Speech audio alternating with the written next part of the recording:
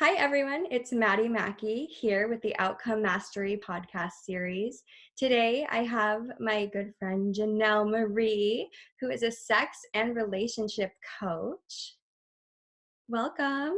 Thank you. It's so great to be here and chat with you. This is so awesome. Before we started recording, I was just saying how great it is that you're creating this content and putting your thoughts out into the world. And I really admire that. And that's something I want to be doing more of too. So thanks for helping to get me talking about stuff.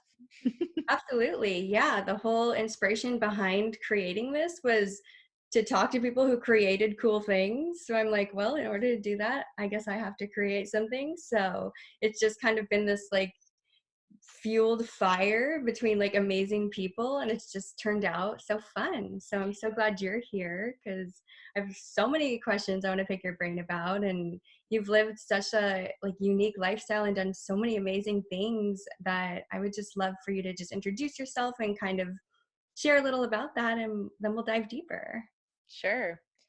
Well, yeah. So, as Maddie said, I am a sex and relationship coach. And so, for me, what that means is helping people be more authentically themselves with their sexual expression, with their gender expression, and with their relationship expression. And so, I really love helping people look at how do I create a relationship that's authentic to me and my desire and needs, and not based on social constructs and social norms. So, how do you create healthy, let's say, open relationships or kink based relationships? Um, yeah. And, this is like really edgy stuff. And I've gone on quite the journey of just learning to embrace my own needs as someone who doesn't want non traditional relationships. And, yeah, so I'm just really excited to talk about, yeah, what does success actually look like? I think in our culture, success is like, you have like a million Instagram followers and you've made X number of thousands of dollars. And for me, just putting myself out there like what you're doing, it's like this is like we're having a conversation. I'm going to talk about what I believe, and if I can impact even just one person, like someone who is like me, who struggled for a decade to figure out like I don't want what everyone else wants, so like what do I want and how do I meet other people who want that? If I can talk to even just like one person who's like that, I will be really stoked.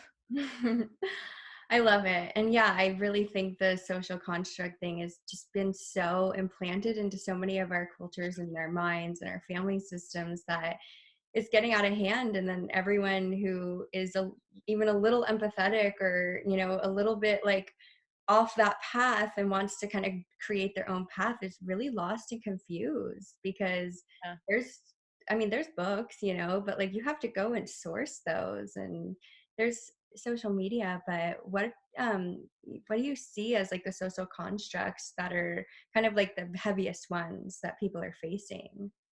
Yeah. I mean, in our culture and, in the US, I think there's a lot of puritanical roots about, what is okay or not okay to do in terms of sexuality. And, that translates into even gender expression because we're supposed to follow these like very strict rules. And I mean, that goes for a lot of cultures too. Like there's very strict rules laid out for you about how you're supposed to behave.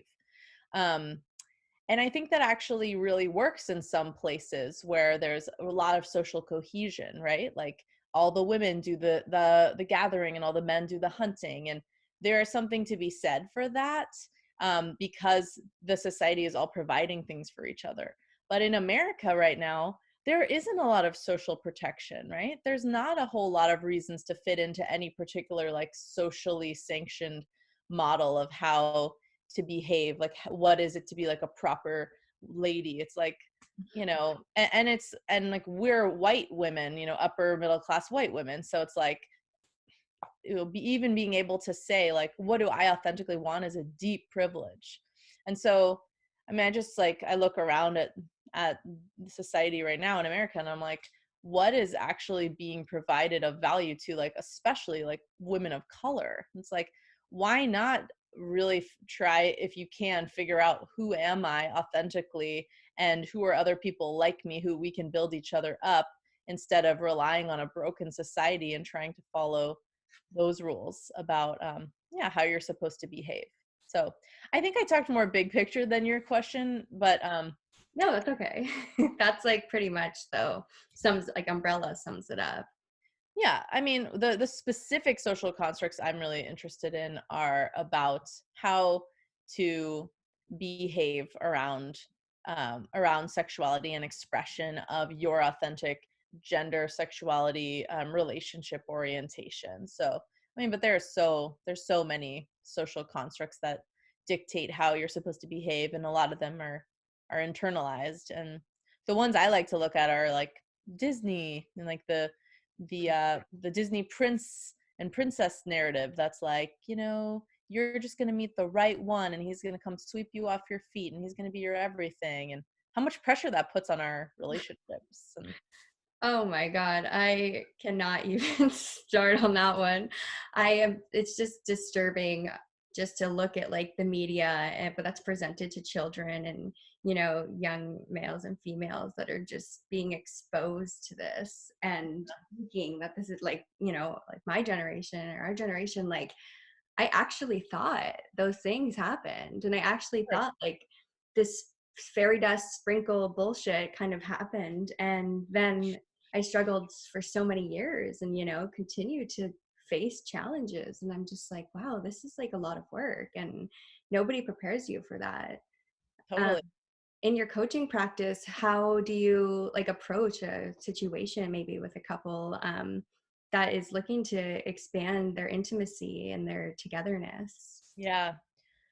First of all, what I really encourage people to do is to do their own introspection as individuals. So, um, to really sit with who am I? What do I believe? What do I want? And that includes looking at a lot of resources, like going out and kind of finding blogs and looking at Instagram. And the internet is such a great way to meet people who believe all sorts of things that it was impossible to know there's a group of people out there until very recently. So I think it really involves a lot of doing just like doing some soul searching and researching on your own, and then with the person that you're with, I think it really is um, learning how to express your authentic needs and desires and boundaries in a way that's going to be good for the other person to hear. And my training with sex and relationship coaching is somatic, body based. So I think that really starts with how do you relax your own nervous system so that you're not coming to your partner like really anxious and stressed out, because they're not going to be able to hear what you're saying. They're just going to feel your stress of like, oh God, this is such an awkward subject for me. Like I'm freaking out right now. Um, and you can also be vulnerable and be like, this is really hard. This is hard for me to talk about, but like I'm telling you because I want to connect to you. So so yeah, then I help people just figure out how to express what they're thinking and what they're curious about in a way that the other person can hear. So like actually practicing nonviolent communication, the shit sandwich model of saying something hard, which is like I'm saying a positive thing, I want to connect to you, I'm really really love you. The hard thing, like I'm curious about something that's not traditional, and it's feeling like I really want to explore this or at least talk about this with you. Will you go on this journey with me? Positive thing, like I want to be connected to you and I want to have this conversation because you're my person, and how can we go on this journey together? So I love helping people with that, and like being a facilitator, just being like, yeah, I'm on everybody's side. Yeah, and having that middle ground person to kind of help facilitate those conversations, I think is essential in that process, especially if it's not a new relationship. Yeah. Because I did an interview a few months ago about relationships, and we were kind of talking about like, what if you're already like in that codependent place and you're already like, we're fucked, like this is getting crazy, like it's like that sticky tape, you're like taped together, and when you peel it apart, like whose shit is whose, you don't even know anymore. And we were really diving into like, how can you come back from a place like that? And Hard. like, it's hard. Yeah. And honestly, I don't think, in my experience, I don't think it would have been possible without a facilitator, Yeah. because it just is like, someone needs to be there and be like, well, that looks like your shit and that looks like your shit. So now that we've established that, like, let's go forward. So I think people who are in that place, they either just throw it away, and they're just like, whatever, I'll just start fresh. And then like that potentially cycle happens with the next partner, or they don't realize like there is help. There are people out there who are educated in facilitating those really hard conversations that you've maybe spent like years, like 10, 20 years, like burying under the surface. Yeah, and I think only recently is there a stigma has been lifted from wanting therapy or wanting a mediator. Like you don't have to be at a crisis point in your relationship to have it be helpful to have someone else there, kind of just like listening and being like, oh, I'm noticing this thing. Like, oh, Maddie, it seems like you're feeling really stressed right now. Like, why don't we like all just like take a deep breath and whatever, just kind of like just checking in on what everyone needs. I mean, that is community and tribe, and it's in a way, right? It's like including more than just you and this other person in this very huge subject of attachment.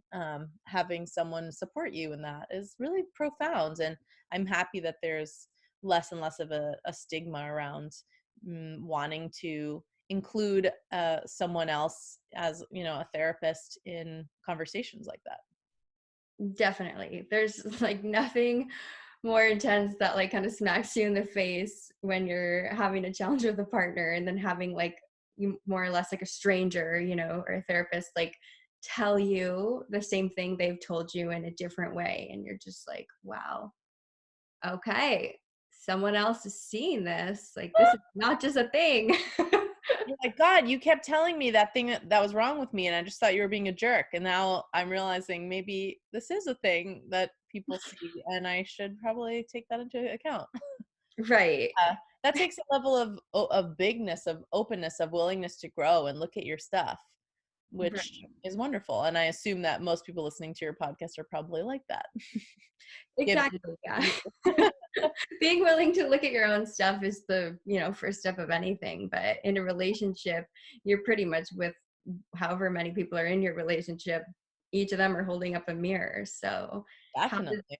in your experience, like having a non-monogamous relationship, having more than one mirror, how does that change your life? What does that look like? Yeah, I've been in all sorts of different kinds of non-monogamous relationships. I've even a few years ago, I had two primary partners, meaning like two men who were both, I considered, deep, intimate relationships. And one I was really trying to make not more important than the other, which is really, really hard, especially in our society where we just live one-on-one with people. Um, so that was really intense and actually very good for my personal growth in some ways, because they would both report the same issues with me. They'd both be like, wow, when you do this, it's really hard. And I'd be like, wow, two people are telling me I do this. Like, I must be doing it. So it's definitely a lot harder for me to shirk off. Like, oh, you're pissed at me about that. That's just your own shit. So that Yeah. was really, really great. It was really hard for me to actually be in integrity about telling them both all of the details of how I felt about the other one, though, because it's so socially, and there's just not a lot of roadmaps and precedents for how to have really good communication about something that's as edgy as this. And so that's why I became really passionate and obsessed with good communication and relationships. But the first time I ever really realized that I have a strong desire to connect with more than one person was when I worked on cruise ships. I worked on cruise ships when I was in my early 20s, and there's like a lot of people living together in close quarters, and someone said to someone else like, "Oh, I'm reading an article about a tribe that practiced polyamory." And I was like, "Oh my god, like I think I'm that." Like something just, a light bulb went off for me. And then I was like, "Wait, screw cruise ships. Like I want to go live I want to go live on a commune. Like I want to go live in a place where like people are like radically intertwining their lives, because that's what polyamory kind of represented to me. So to get into your subject one of the subjects you wanted to talk about, that's when I started a journey of living in unintentional communities and just exploring how humans could relate to each other in a new way. And it was awesome. That's amazing. And so I would imagine that would be a lot different than a non-monogamous relationship kind of outside of a community. Because I Yeah, was my question with the non-monogamous relationship is, are the other partners having communication? Whereas right. the community, it's more likely that people would obviously be like talking or connecting on a regular basis. Right. That's just kind of built into living in an intentional community where a bunch of people are literally living together on the same land with the same house or houses. Um, yeah, it was just such an interesting place. The main community I lived at, although I've lived at several, was called the Twin Oaks community. I lived there for 2 years, 100 people living together. And because it was so radically intertwined, I mean, even financially, all these businesses were being shared, houses, cars, like everything was part of this like radical sharing network. It became very easy for people to share relationships with each other, because everyone is already in these like interesting deep relationships that are outside of what we share with our neighbors. Like here in Oakland, so like I have a neighbor, I wave to him like once a year. You know what I mean? It's like I don't have a relationship with that guy, but on the commune, like my neighbor was also I babysat her kid, and we worked in a tofu factory together, and we like went and sold tofu to the neighboring, town. And so everything was just so deeply intertwined. And so I do think it was a great laboratory for me, but I think outside in this like default world, the economics of our situation make it so that non-traditional relationships are really hard, because yeah, we're all income sharing in groups of two, and we live with our husband or wife or whatever in a house, and that's it. So like anything outside of that little unit is like, you really have to make an effort, first of all, to create relationships outside of that unit. So no wonder that person has to be our everything, because it's really hard to even make friends as an adult, right? Let alone to like have a deep relationship with someone else that maybe involves like more physical intimacy. So yeah, anything outside of that little unit threatens the safety and security of your economic situation. So yeah, I'm pretty interested in like, so what are the economics of like actual healthy intertwining and community building that's not the norm? And millennials are creating a new way of relating to each other and like radical sharing in so many ways. And I don't think we're all going to just like ditch the world and like start a bunch of communes, but it's kind of just like, well, how do we really radically recommunitize when we're becoming more and more isolated, and more people are dying of loneliness? I mean, literally. Hmm. Yeah, and that brings me to think about the kind of like crisis with intimacy that people are facing just on a completely like non-sexual level, just like haptic touch and physical touch and dealing with their traumas, and then having this maybe mindset that the only person you have physical touch with is your monogamous partner, and then it gets really like messy and confusing. And I just think of all the times I'm like, wow, like I just needed a hug, or like the times like I've just hugged a stranger on the Yeah, street. And it's to- been this like deep connection. I could have known them for 100 years and I only knew them for a second. And yeah, I don't know, I'm just like, how do we bring that into this like three-dimensional society, outside of those communities, or yeah, into the lives of people that are just like hugging a stranger like horrifies them. totally. And I don't think everyone's job. Like I think there's some people who that's their that's kind of part of their mission on the planet, and some people their mission on the planet is to go to political protests, and some people's mission on the planet are to raise amazing kids. And so like for me, part of my mission is like I want to invite more warmth in the world. So like when I think of myself as someone who just like flirts with everyone, and flirting doesn't mean sexual. It's just like I look at people when I'm in a good mood. I don't do this all the time, but like I look at people when I'm in the grocery store and just like nod and smile. Like even just that I feel like can be kind of a radical way of, just being kind to people when everyone's just like becoming more and more in their own little world and looking at their device. And I find myself looking at my device all the time, and so I'm trying to challenge myself more and more to not look at it and just smile and be with the people around me in the elevator. Like, yeah, we're at a time where like even just a small act of paying attention to another human being is like becoming rare. So like if you feel called to do that, to like engage with people, I think that's really powerful.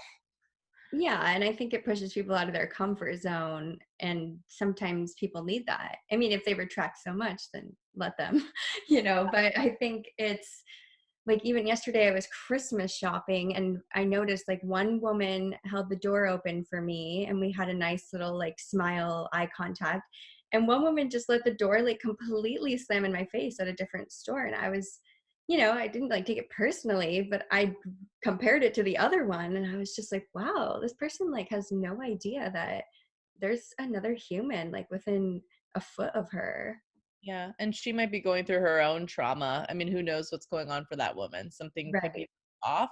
But yeah, if she was in a better place that day or in her life, maybe she could be more um, giving emotionally. But like, that's also not, it's not, she doesn't have to.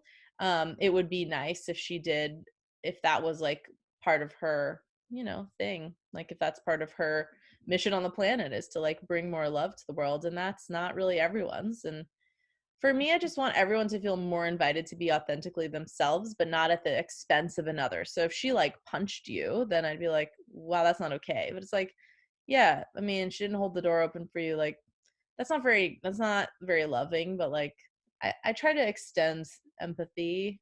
I don't always succeed, but I mean, who knows? Oh, totally. Good, but good on the. But it's so great that the other woman held the door open for you and like Exactly. made your day. That's so awesome. Exactly, and I just go through, like, the list of, like, what ifs of what that other woman could have been going through and Yeah. what her lifestyle might look like or what that day was like or what happened in the phone call 5 minutes before, and it's just so funny how to have that introspect is, I mean, I truly think it's a gift because I went so much of my life, like, without, I mean, I had it, but I, like, numbed it out and I, like, did not pay attention to it, and then once I kinda started paying attention to it, I almost went, like, too far to the point of, like, empathetic distress mode of I catch myself in that, I think, a lot more often than I should, Mhm. of worrying too much about if everyone else is okay, but in that middle ground, it is a really beautiful space to just accept things as they are, and we were kind of talking about like surrendering, and just letting things kind of flow and Yeah. Yeah. being in that moment. What is empathetic distress to you? What does that mean? um I actually learned about it, to me, I originally learned about it years ago at a trauma workshop that I attended with Mark Wallen, Mm. and he taught it kind of as this, and I resonated with it deeply, which is why I bring it up a lot, as when someone, you notice someone else or you're a very empathetic being, and you kind of take on others energies and you see someone and you just see like their soul, and it's almost this like painful like whoosh of like, wow, like what is going on, if someone does something like that is incredibly like unbelievable to you, and you just take on this wave, like, I mean, for a specific example, like a homeless person, you see them struggling and you're Yeah. just like, oh my god, like I wish there was something I could do, but, and there probably is something I could do, but is it going to be enough or is it the right thing, and you just go on this loophole like psychedelic trip of kind of Yeah. like a panic attack, a very Yeah. like small panic attack of like there's so much pain in the world and like I actually can't solve everybody's problems. I know. Yeah, I mean that just definitely goes to what we were saying earlier is like what is the most I can do? Like what is my mission on this planet, knowing that like I can't do everything. Like me, Janelle, like I'm not going to go lobby Congress and I'm not going to go like save starving children in Sudan or whatever. But Mm, like this is my what I can give to the world is this gift of like helping people have better communication with their loved ones. And, I don't want to be bypassing my responsibilities as upper middle class white woman. And I could do a better job of like, oh, well, I'm just helping the world through coaching and people pay me for it. And it's mostly white people who have money. It's like, yeah, like that's not that's not who I want to show up in the world as either. Like I would like to give more I'd like to leverage my privilege more than I am now, frankly. And so, yeah, there's like a balance of like I can't save everything and I can't do everything, and like here's what I can do with the privilege and the gifts and the time that I have. Like where's the middle ground? So I mean, where's the middle ground for you, Maddie? Like how do you feel about that? It's definitely an exploration and a journey, and I don't know if we ever reach the end. Yeah, um, probably and I not. kind of hope not, because what would that be if we just made it, like it would be kind of scary. I think it would be like existentialist a little bit. Yeah. And I think it depends on like the phase of your life, right? Like you are about to give birth to a human being. So like of course like a lot of your energy is going internal and preparing for that amazing process. And so like there's a whole phase of your life that's going to be about this human. And so like yeah, same like with me, it's like I just moved to Oakland, started a coaching practice a year ago. I feel like I'm just kind of still getting on my feet in some ways. And so um, how can I be patient with myself and be like, okay, like once I feel like more established and on my feet, then I can have more of the impact that I want to have on people who are less privileged than me. So Absolutely. yeah. And the thing that pregnancy has taught me the most is just like the surrendering. And I have just cannot stop like talking about how much like when I'm slowing down and when I'm doing nothing, like things start happening, like positive, like amazing manifestation things that I could have gone out all day and like hung up posters and talk to people at the grocery store and tried to sell my business or whatever I'm trying to like manifest at the time. But if I just lay down and like, today's a nap day, I'm just going to take a nap and watch Netflix, I end up with an email that makes me more money or more abundance or connections than doing anything else. And I'm like, wow, I should just take more naps, I guess.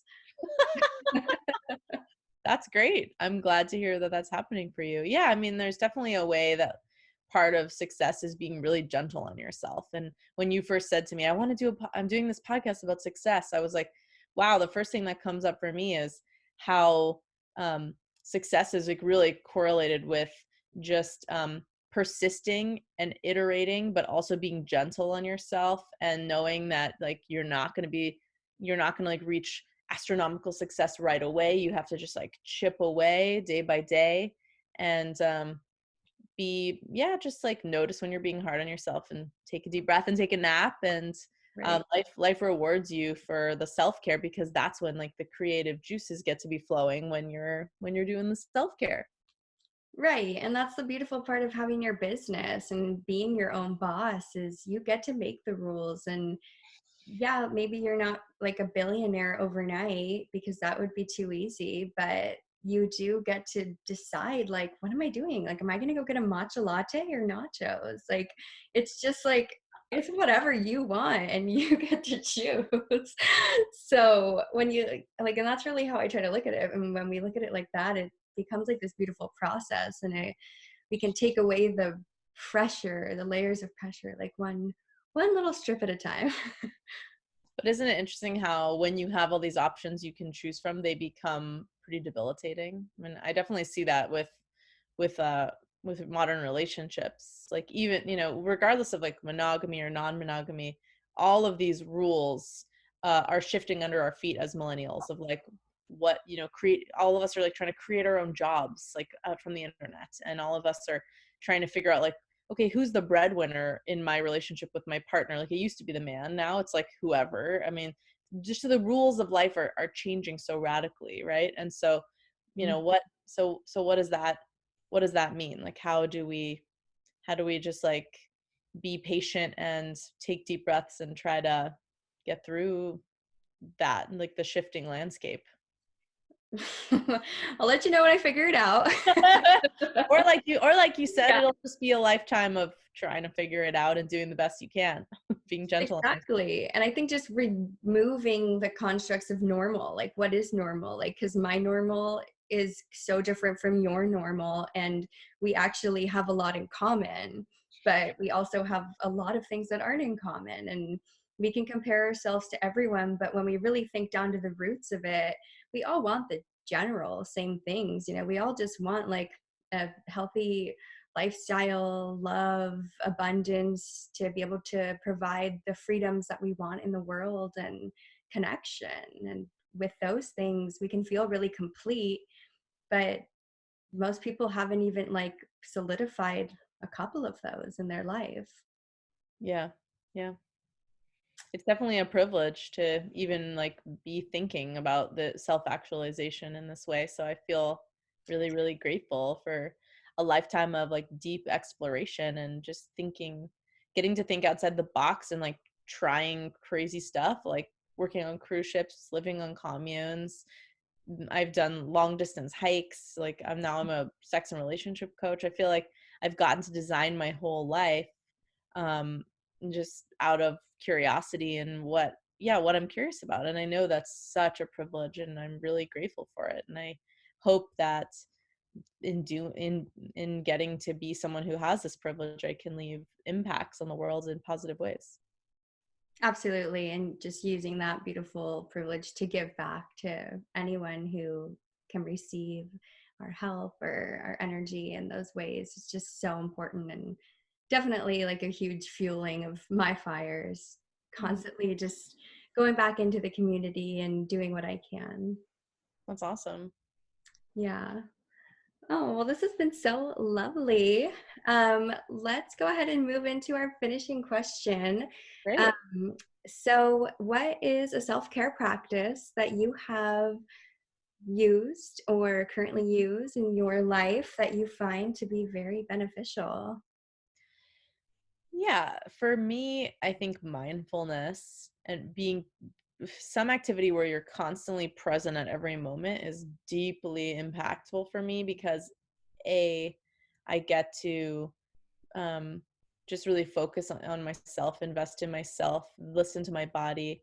But B, it also really helps me understand my sensations. So when I'm paying attention to sensations at every moment, I understand my own emotions better later because I'm doing this practice of literally paying attention to my body and what my needs are at any moment. So I've tried meditating as a mindfulness practice, just sitting, and it's really hard for me. And for a while, I thought that meant I was not evolved enough.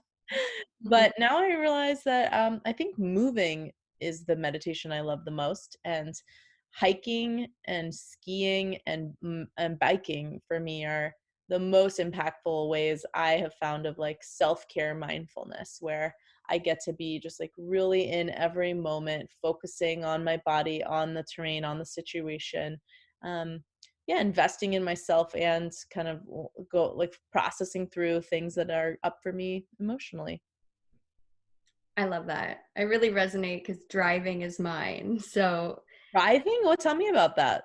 That's interesting. I can drive like, I mean, my family's in San Diego, so I can drive for like 8 to 10 hours just completely in silence. I mean, I'll listen to a few podcasts or whatever, but I can just be so present and my thoughts are so clear, which is annoying because I can't like write things down when I'm driving. Yeah. I'll put my video on and I'll just record things when they come up. And I'll watch them later and I'm like, oh my God, like I wish my brain worked like that all the time, because it's Oh, just such like a mindless, subconscious kind of activity that, especially when you're driving on the five in California, you're just going straight. You don't really need to like do much. Um, and yeah, I could just go forever. It's just the wow. weird thing, but it's keeps me Cool. very present. That's amazing. I hate driving, so I need to like go on trips with you more so you can just like have your driving moment and I'll just zone out and yeah. Right. It's always been my weird driving obsession, but I think it's like a Sagittarius thing. I don't know. Great. Whatever works. I'm glad you have something that helps you feel more creative and gives you flow. It's so cool.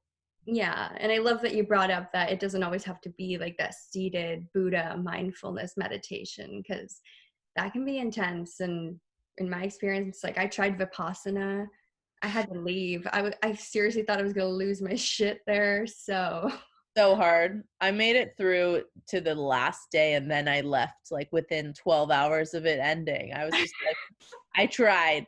I tried. I only made it about halfway, and I went to the monk and I was like, I was crying. I'm like, I have to go. And he's like, try harder. And he didn't speak English. And then I'll never forget him saying, try harder. And I was like, I'm like, there comes a point where I'm not a Buddhist monk. And if I try harder, like this is going to become like detrimental. So I took Totally. that bag and was like, peace out, everybody. Good for you. I think that's such amazing self-care is like in the face of a supposed to be like, this is not working. Yeah, it was definitely not working. If I sat in that room, I was like, I'm already in an asylum. I'm gonna end up in like a different asylum. Like this is crazy. Oh my God. Well, Uh, I'm glad you got out of there. Yeah. yeah. Sounds So like it it doesn't wasn't the always right have to thing be a for you. silent meditation. Skiing, so many people like benefit from being outdoors and Yeah, nature and hiking. And I mean, that connection to the earth is just so healing in itself. totally. Yeah. Oh. Well, thank you so much for coming on. Where can people find you if they want to dive deeper into your coaching practice and learn more? Sure. You can find me on Instagram at Love with Janelle. Janelle is spelled Jane with an L. And lovewithjanelle.com is my website. And I would love to hear from anyone who is curious about how to design and sustain a healthy, unconventional relationship. I love working with individuals. I work with couples and groups, doing online coaching for people anywhere in the world. And I can also meet people here in the Bay Area where I am, specifically in Oakland and Menlo Park. And I'm going to be creating an online course around designing an unconventional relationship that's great for individuals or people in couples, thruples, um, you know, non-traditional relationships already. So I would love to hear from you if you're curious about any of that and want to just follow me with all my unconventional thoughts about sex, love, intimacy, and embodiment and personal growth. Beautiful. And I'll Mhm. link all those in the show notes so people can access them. Thanks, Thank you Maddie. again for coming on. This has been so lovely, and just love how the conversations go so organically. And we always talk about exactly what needs to be talked about on these episodes. I love how that happens. Yeah. And again, I just want to say it's so awesome that you are putting yourself out there and just creating content and not worrying about perfection and a script and fancy lighting and, super audio equipment, but just here I am in this world and I'm saying who I am and putting it out there. And that's so awesome. And I hope it inspires other listeners to put themselves out there, take a risk and create and communicate what they believe, what they need to say to the world. Definitely. And like you said in the beginning, even if one person listens or resonates with one person, then, my work is done. So, well, not Totally. really done, but, I'll keep doing it. But that's what it's all about, just the connection and on these online platforms, using them for good and positivity. Yeah.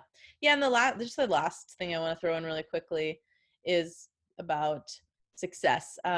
One of the women I follow, a woman named Layla Martin, has created a whole online coaching program um, for people to learn how to be intimacy, sex, and relationship coaches. She sent out a great email recently that was, don't worry about if you're going to be successful, worry if you're going to be persistent. And so that's just the nugget I want to drop at the end of this show about what is success is like, it's not always going to be perfect. You just got to create and just keep trying. Yes, never give up, especially if you have your own business. Like the amount of doors that get slammed in your face, it's a good amount. And the Yep. ones that open are, not rare, but they're more rare. Like I think there's like a percentage you get like 80 something percent no's to the 20 something percent yeses. And those yeses mean everything though. And that's why people keep doing what they do. That's why Tesla got created and Microsoft and all these huge companies as Facebook, you know, that started out as an idea and they just transformed and bloomed. Yeah, and I think rejection is protection. If someone or something says no to you, it wasn't meant to be anyway. Yeah, like trust the universe. They didn't want you to have that. That was just going to end in a shit show anyway. Totally. Oh, that's so true. Well, thank you so much. This has been amazing. Thanks, Maddie. It's great to chat with you, and good luck with the last month of your pregnancy and Thank being you. pre-mama mode. I wish you all the best.